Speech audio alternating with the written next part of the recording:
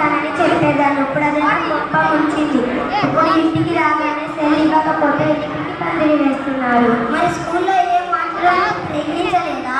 అదే పెద్ద corporate school అన్నయ్య. వాళ్ళు ఇచ్చిన వర్క్ చేస్తారో లేదో చూస్తారే తప్ప వాళ్ళ ప్రశ్న మంచి చెడు వాళ్ళకి అక్కర్లేదు. అంతేనమ్మా, ఇప్పుడు ప్రపంచం చదువును మార్కులతో కొలుస్తుంది. ముందు వాడిని మంచి మనిషిగా మార్చే స్కూల్లో చేర్పించి అంత ఫీజు నేను ఎక్కడ కట్టగలను? అంత ఫీజు వసూలు చేస్తేనే మంచి స్కూల్ అనుకోవద్దు. మన దుర్గగుడి పాదాల చెందిన రాజస్థానీ సంస్థ వల్ల స్కూల్స్ ఉన్నాయి. హిందీ, ఇంగ్లీష్, తెలుగు భాషలలో నడిపే ఏకైక సంస్థ. అక్కడ చేర్పించమ్మా. సరే అన్నయ్య. మరి నేను వెళ్తున్నాను, బాగా అడిగానని చెప్పు.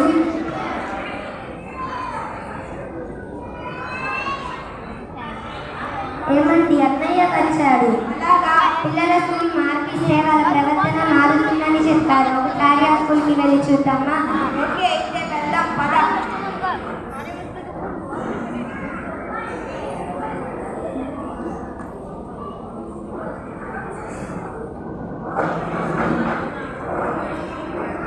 ఏమండి, అన్నయ్య చెప్పిన స్కూల్ ఇదే. పిల్లలు ఎంత డిసిప్లిన్ గా వెళ్తున్నారో కదా. అవునండి, చాలా క్రమశిక్షణగా వెళ్తున్నారు.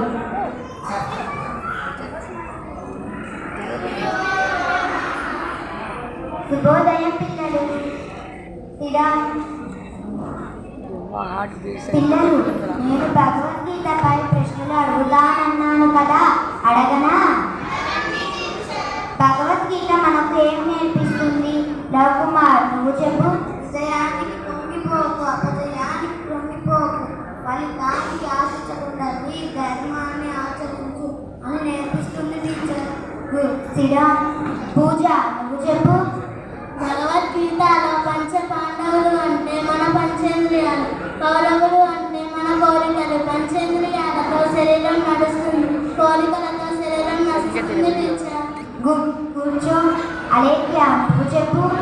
ఎన్నో పాఠాలు నేర్పిస్తుంది మనకు. నేర్పలేనిది కన్నీరు నేర్పుతుంది, గెలుపు నేర్పలేనిది ఓటమి నేర్పుతుంది, స్నేహం నేర్పలేనిది మోసం నేర్పుతుంది టీచర్. గుడ్, కూర్చో. సిరి, నువ్వు చెప్పు. కోరికలు ధర్మబద్ధంగా నిస్వార్థపూరితంగా ఉండాలని భగవద్గీత నేర్పిస్తుంది టీచర్. గుడ్, కూర్చో. వెరీ గుడ్, చక్కగా చెప్పారు. ఇప్పుడు భగవద్గీత శ్లోకాలు చెప్పండి పిల్లలు.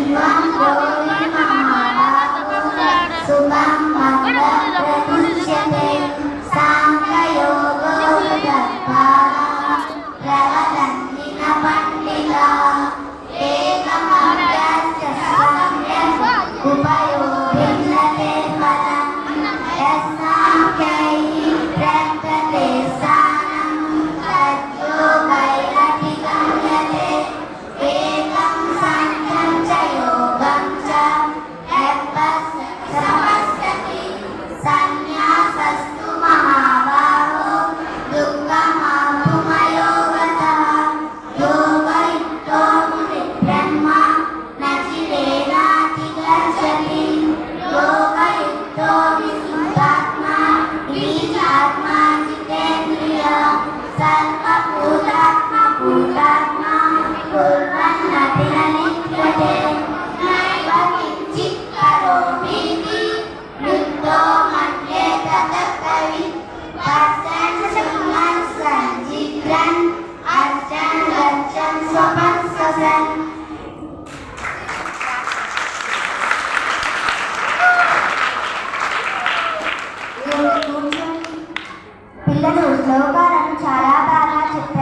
రేపు మళ్ళీ కొత్త శ్లోకాలు నేర్చుకుందాం.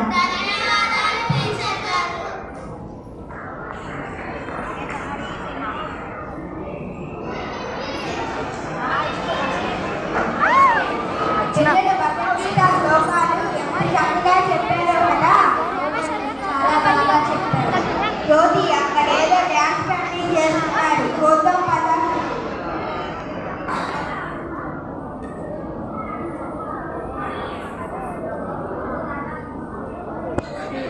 ఎవరి పాట పోవాలండి సార్ ఇద్దరం అవునా.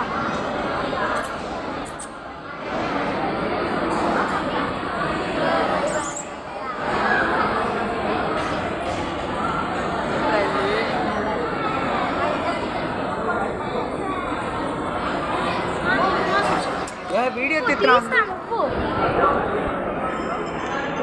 వాము ఎంత జూమ్ చేసి తీసాడో సాగు జూమ్ చేసి ఐశ్వర్ బాబు